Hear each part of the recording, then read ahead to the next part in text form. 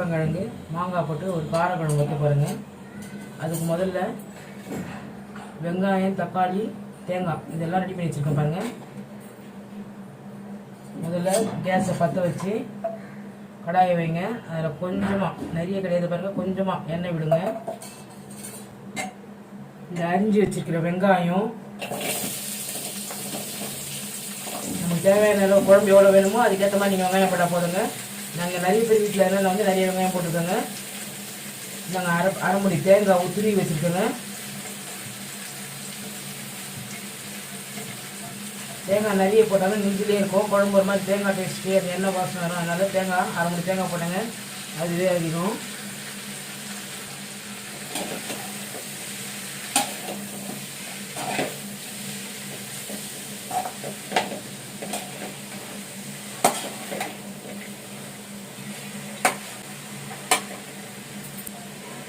இது கூட இது பாருங்க, தக்காளி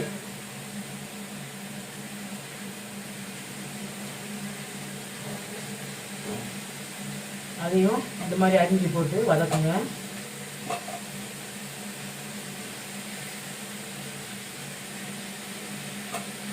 இதெல்லாம் ஏற்கனவே அலசி சுத்தமாக வச்சுருக்கேங்க, அதனால தான் அரிஞ்சு போடுறேன். நீங்களும் நல்லா அலசுங்க, மண்ணில் இருக்கக்கூடாது.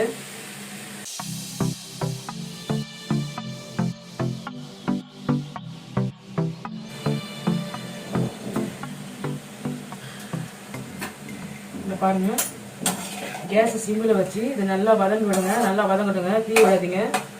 சிம்மில் வச்சு தீயாது, இது நல்லா வதங்கட்டும். அப்போ தான் பச்சை வாசனைலாம் போகும்.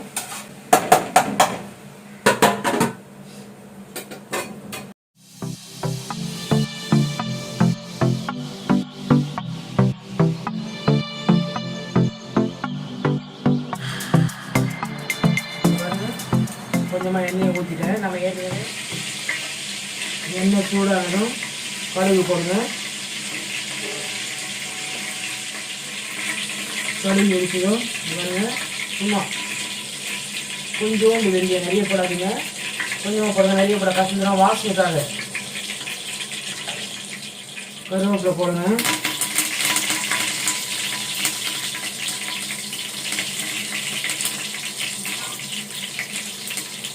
கூடவே அது பாருங்க, வெங்காயமும் பூண்டும் பச்சை மிளகாய் 3 போட்டு வதக்குறேன்.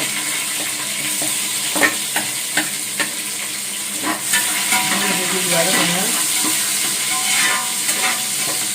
நல்லா வதங்கணுங்க. அப்போ தான் நல்லா வாசனையாக இருக்கும். அது மாதிரி நல்லா வதக்குங்க, கொஞ்சமாக வதங்கணும். பாருங்கள், நிறம் மாறுங்க.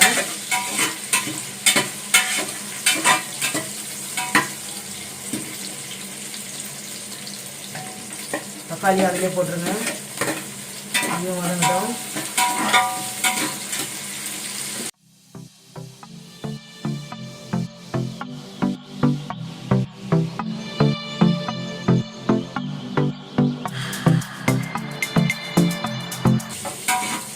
பாருங்க, நல்லா வதங்கணும். பாருங்க, நல்லா வதங்கணுங்க. அப்போ தான் குழம்பு நல்லா இருக்கும்.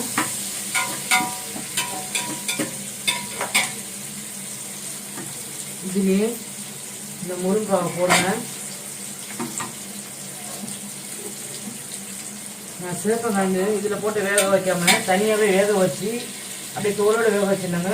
வேக வச்சுட்டு வேக வெந்ததுக்கப்புறம் நம்ம தோல் தானாக வந்துடுங்க. நான் அந்த மாதிரி உரிச்சிட்டேன். இப்போ நான் அப்படியே நம்ம அழுத்தினா தோல் வந்துடும், ஈஸியாக வந்துச்சு பாருங்க.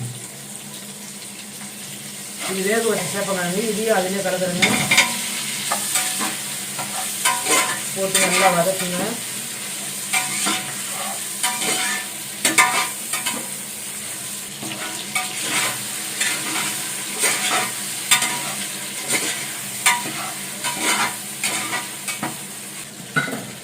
தேவையான அளவு உப்பு போடணுங்க.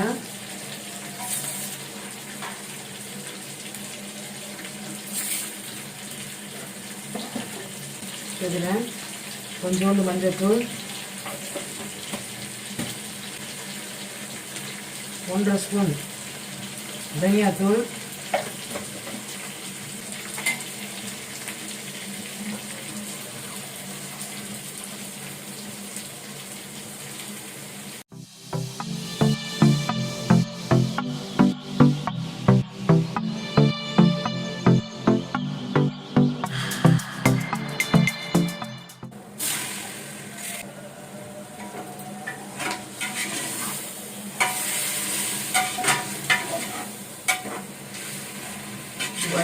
மசாலா வாசனை போகிற மாதிரி வதக்குங்க.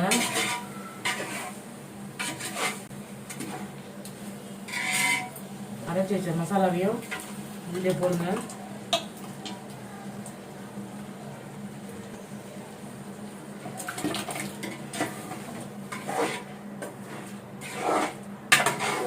இதிலே போட்டு நல்லா கிளறி விடுங்க. இது மாதிரி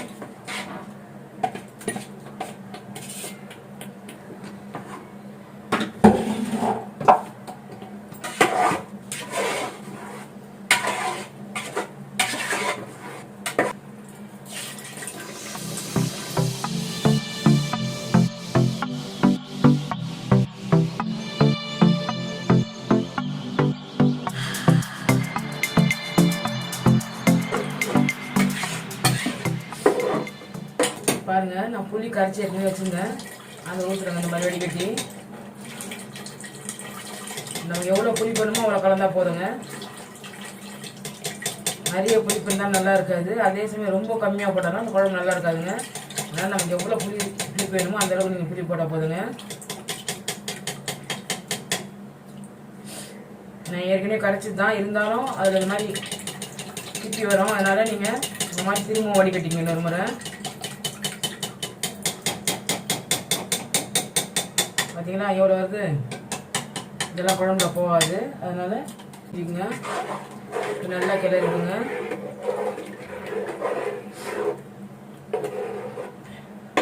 இது ரொம்ப திக்காக இருக்கனால நான் தண்ணி கலக்குறேங்க.